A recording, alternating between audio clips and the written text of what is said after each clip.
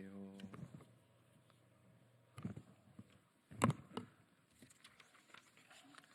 네, 반갑습니다. 더불어민주당 서대문갑 국회의원 김동아입니다. 오늘 기자회견은 지난 언론에서 보도된 명태균이 실질적으로 운영했던 미래한국연구소에 관해서 대구시장 선거 당시 총 8차례에 걸쳐 홍준표 시장과 관련한 비공개 여론조사가 실시됐다는 보도가 있었습니다. 이와 관련해서 홍준표 시장의 최측근으로 알려진 박모 씨가 그 여론조사 비용을 대납했다라는 의혹이 제기되었습니다.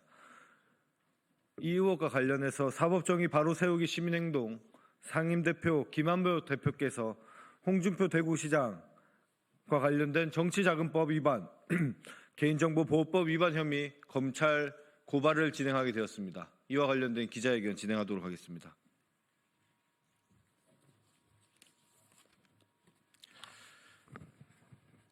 네, 지금은 내란 수괴가 된 윤석열 대통령을 검찰총장 시절부터 지난 4년간 100번 넘게 고발해온 시민단체 사법정의 바로 세우기 시민행동 상임대표 김한매입니다.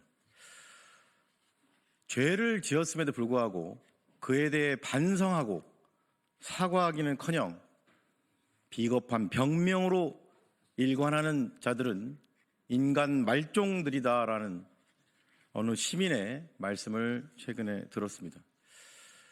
과연 지금 대한민국을 위태롭게 하고 국가 경제와 외교를 파탄시키고 있는 자들이 내란 세력이 아니고 그 누구이겠습니까?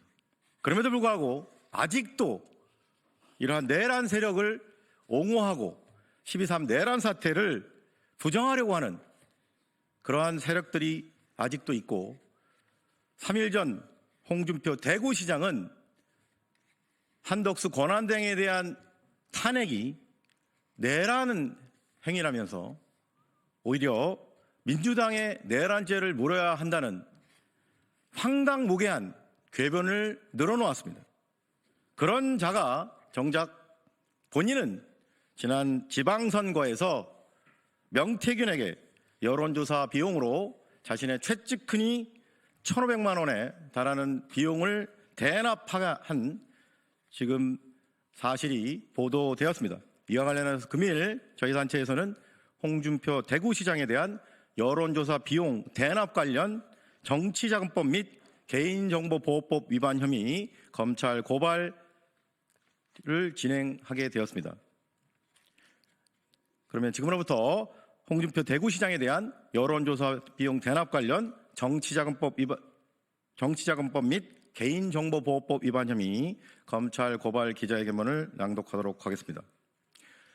홍준표는 국민 분노하게 만드는 12.3 내란 비호 망언이나 중단하고 내란 속의 윤석열처럼 온갖 추태 부리지 말고 명태균 게이트 관련 검찰 소환 조사에나 성실하게 임하라.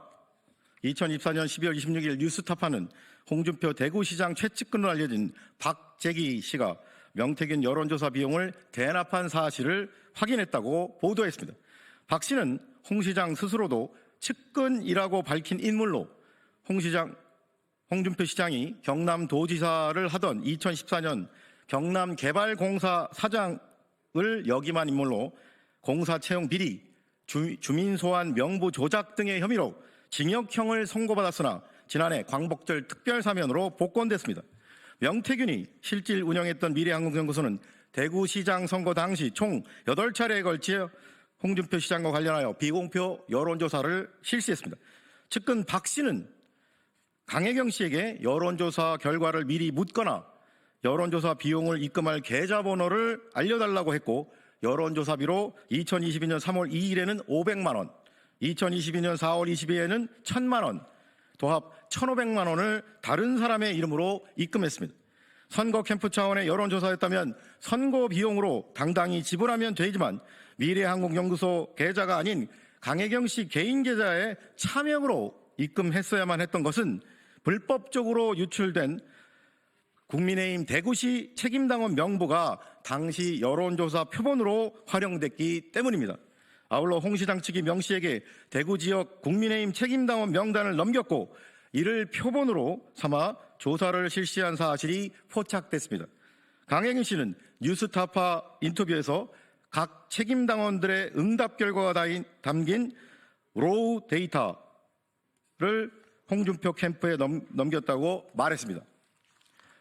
후보자가 개인정보가 담긴 책임당원 명부를 갖고 있어서는 안 됩니다.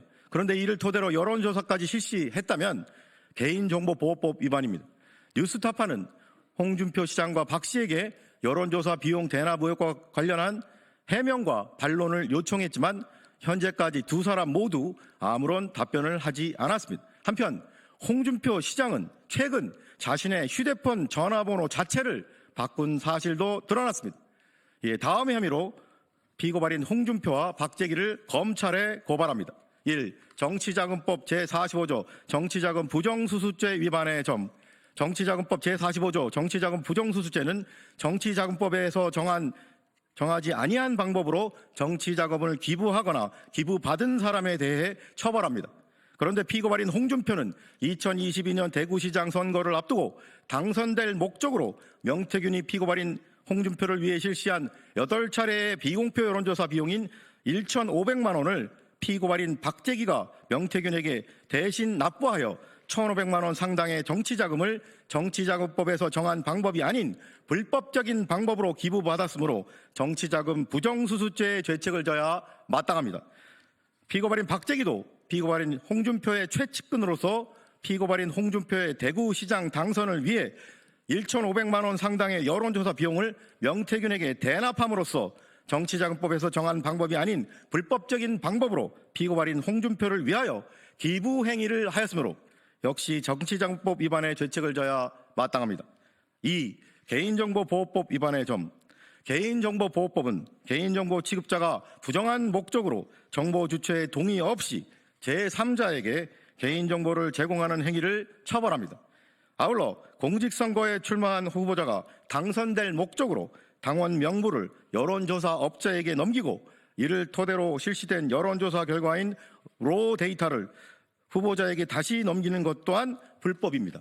그런데 피고발인 홍준표는 2022년 대구시장 선거 과정에서 명태균 측의 국민의힘 대구시 책임당원 4만 4천 명의 개인정보를 개인정보 주체인 당원의 동의 없이 제공하여 이를 토대로 명태균 측이 피고발인 홍준표를 위한 비공표 여론조사에 활용하거나 국민의힘 대구시 책임당원의 개인정보를 포함하는 여론조사 결과인 로우 데이터를 제공받았으므로 개인정보보호법 위반의 죄책을 져야 마땅합니다.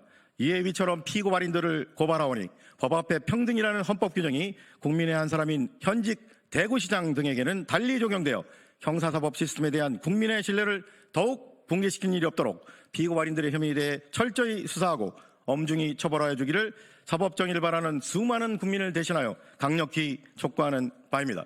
2024년 12월 27일 사법정의 바로 세우기 시민행동. 이상으로 기자회견 낭독을 마치고 한 가지 여론과 언론과 국민께 꼭 말씀드리고 싶은 것은 지금 현재 창원지검에서 지금 명태균 게이트 관련 수사가 진행 중입니다. 저희는 이미 서울시장 오세훈에 대해서도 마찬가지 최측근이 여론조사 비용 3,300만 원을 대납한 부분에 대해서 검찰에 이미 정치자금법 위반으로 고발하였고 금일 이와 같은 상황인 홍준표 대구시장에 대해서도 고발을 창원지검에 직접 하였습니다. 창원지검에서는 이 내란 시국에서도 불구하고 지금 현재 모든 관심사가 내란 사태에 쏠려 있지만 법과 원칙에 따라서 오세훈, 홍준표에 대한 신속한 정치자금법 위반 혐의 소환 조사를 조속히 시행해 줄 것을 강력히 촉구하면서 기자회견을 마치도록 하겠습니다. 이상으로 기자회견 마치고 또 본회의가 계셔서 또 이상으로 기자회견 마치도록 하겠습니다. 함께해 주신 여러분 고맙습니다.